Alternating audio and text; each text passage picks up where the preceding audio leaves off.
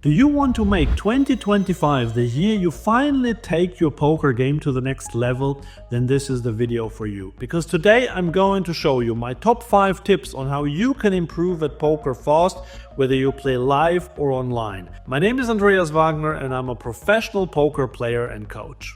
Before we get to the first tip, let's start with what I call tip 0, because it's so basic yet critical. Never limp. I don't care if 3 players limp before you or if you're under the gun with pocket aces and you want to get tricky with a limp raise, just don't do it.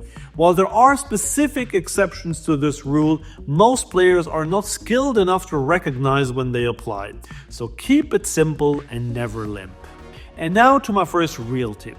Do you know what the biggest mistake is that almost all beginners and even some intermediate players make? They play way too loose.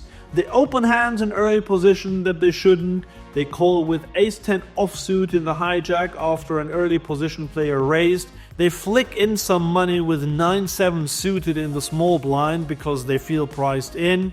And after they called with ace-10 offsuit and the flop comes ace-6-4 rainbow, they lose half their stack to a hand like ace-king or pocket sixes, thinking they got unlucky. The truth? They had no business being in that hand to begin with.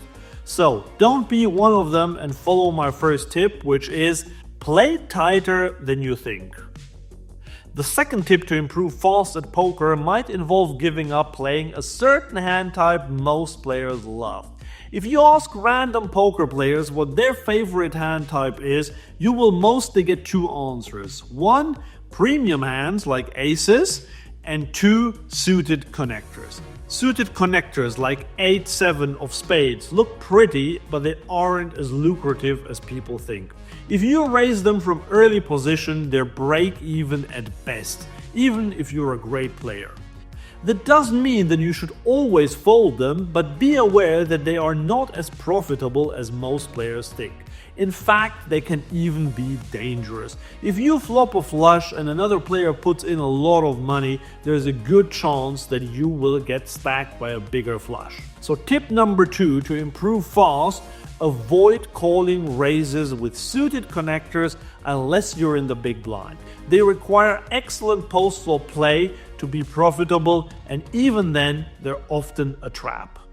This next tip would have saved me a lot of money if I had always followed it, and my guess is that this is true for most players. Here is an example. You raise pocket aces and get called by the big blind. The flop comes jack 7-4 rainbow. You c-bet and villain now check raises you. You call.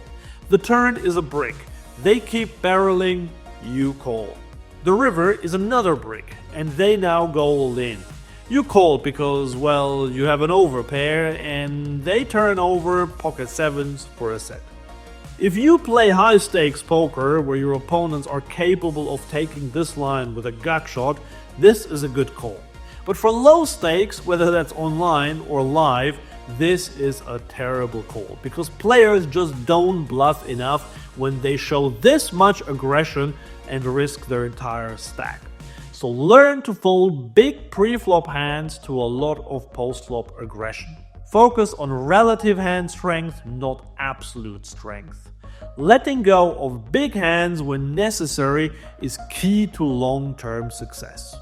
The next improvement is a very easy one to fix, but so many players get it wrong.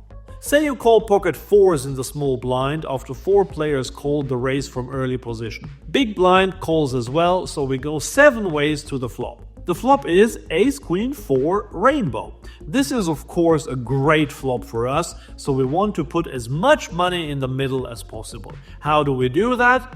Well, certainly not by checking and calling, but by betting and raising. I don't hate a check here on the flop because it is likely that one of the other 6 players will either bet an ace or take a stab with some nonsense. But I would actually prefer a bet here because it's likely that we get a few calls. But if we check the original raiser bet small and 2 players call, we have to raise. Instead, hero calls in this spot.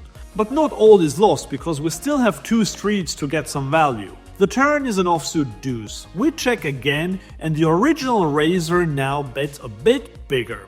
One player in between calls. Not raising in this spot is terrible. Yet hero goes for the call again. The river is another queen, we check and it checks through. We win against ace king and ace 10. But how much do we win? The minimum. I'm pretty confident that at least one of these players would have called a check raise on the flop or on the turn. But we sandbagged our set and waited for these players to either bluff or bet thinly for value. Neither of these things are something that low stakes players like to do in multi-way pots. The main mistake players make post-flop is calling too much, not bluffing or value betting thinly too much. So do yourself a favor and eliminate slow playing from your weapons arsenal. The last way to improve fast is more of a conceptual thing, and it has to do with variance. Variance is a part of poker. Sometimes your bluffs work and sometimes they don't. Sometimes your kings hold and other times they get cracked by 7 deuce offsuit. And sometimes you will lose 5 flips in a row or your aces will get cracked 6 times in a row.